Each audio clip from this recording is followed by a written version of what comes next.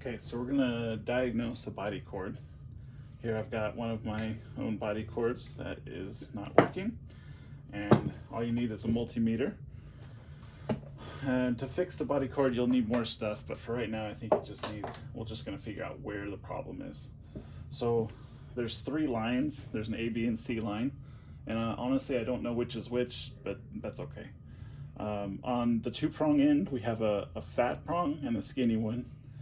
And you have your alligator clip, and then 3 on the back end, okay? So you take your multimeter, you set it to the lowest ohms possible. So right now mine's set to X1, whatever that means, but that's the lowest ohms.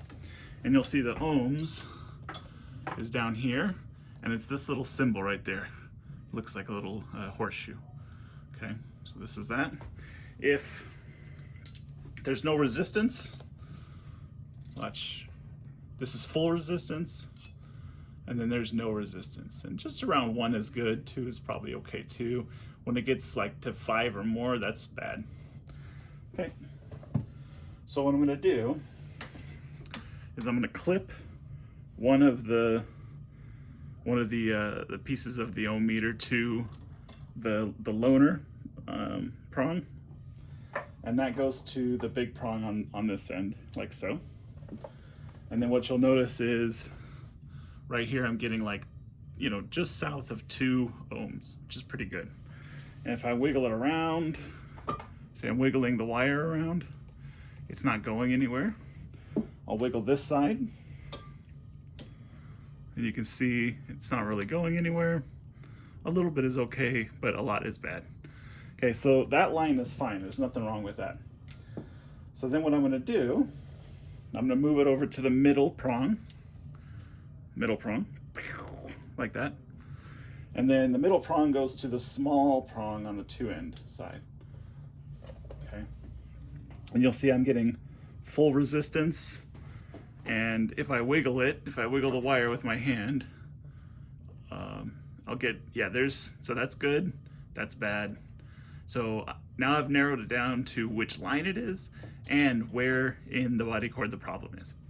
So now, once I know that, and this is probably the most common problem, is in the 2-prong end right here. Because this is where all the wiggling happens. This is like, your hand is moving a lot. So this is what's going to break most of the time. In fact, if you don't diagnose it and you just cut off an inch of this and put it back together, that probably fixes it like 80% of the time. So take it apart. Put my ohm meter down. All I'm gonna do, can you guys see? Yeah, you can see it. All right, so what I'm gonna do is I'm gonna take a screwdriver, and I'm gonna take out first the locking mechanism. You can see the locking mechanism. It's got the little button. You press it down and it opens that up. So it's just got a little tiny screw right there. There it is. So I'm gonna take that out. I'm gonna hold the backside, hold this, and then unscrew it.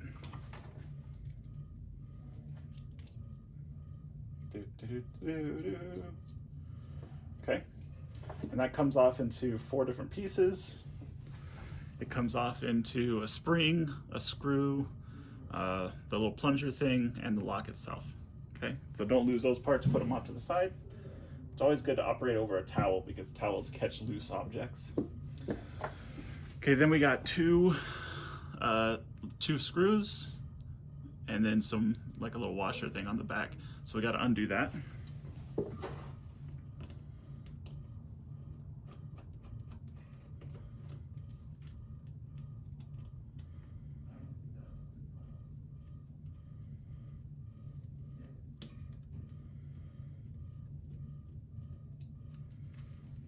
Okay, and then you can see the problem already. That just wasn't screwed in. If I can get it to, so this is fine, it's screwed in, but this one's obviously missing it.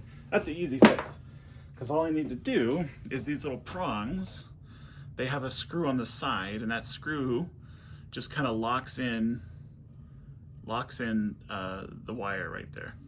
So I got to back the screw out a little bit. I'm gonna back the screw out just a little bit. You don't have to take it out, just back it off a little bit. It opens up the middle. I'm gonna twist the wire so it's a little bit more narrow and straight. And then I'm gonna put it back on. Boop, like that.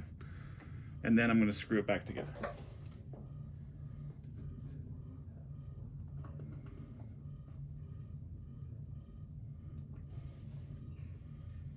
Okay, so now it's stuck in place. This would be a good time to redo the ohm meter to see if it's working. I'm not going to, because I'm just for the video, I'm going to save you guys some time. Okay. These are the two plastic pieces that it fits into. So you can see how the wires slot into the sides, and then the prongs slot into, oh no, I dropped you.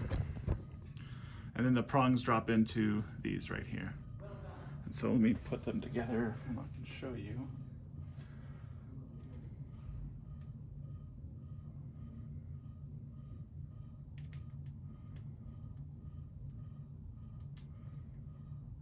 Well, it's not perfect, but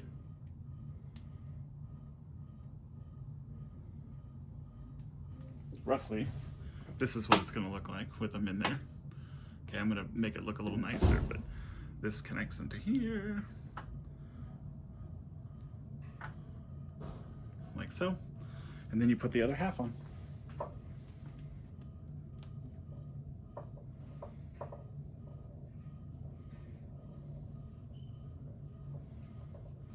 Sometimes you got to kind of poke the wire from the side to get it back in the groove. And then I'm going to reassemble. So I'm going to put the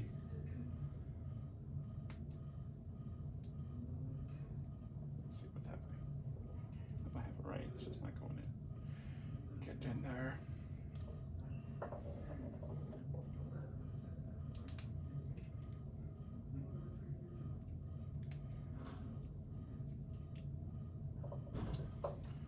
Reassemble, put the nuts in, put the screws in.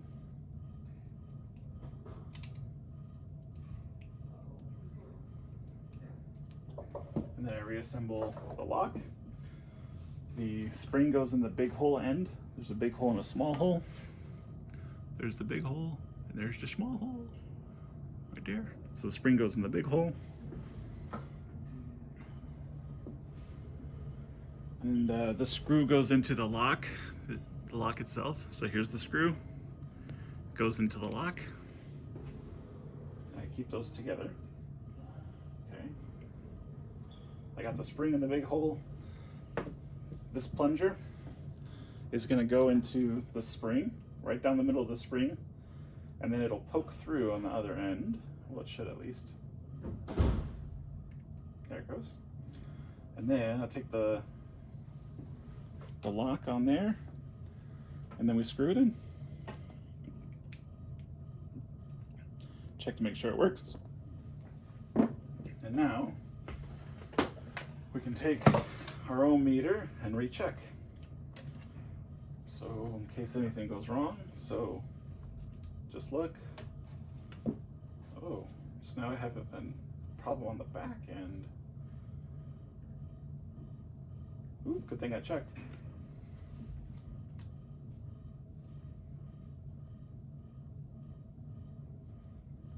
Very interesting. Okay, well, I fixed one line, found another line that's broken. So I'll have to fix that later and we'll do it for you guys, but ooh, it looks like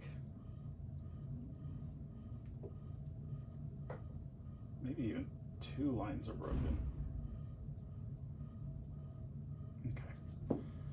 Well, so I'm gonna have to basically do that same process for this. Take it all apart, take the wires out, I'll cut them down about 1 inch, and then I'll insert them into the prongs, put it all back together, and see if it works. And that's how you fix a body cord. They're pretty easy.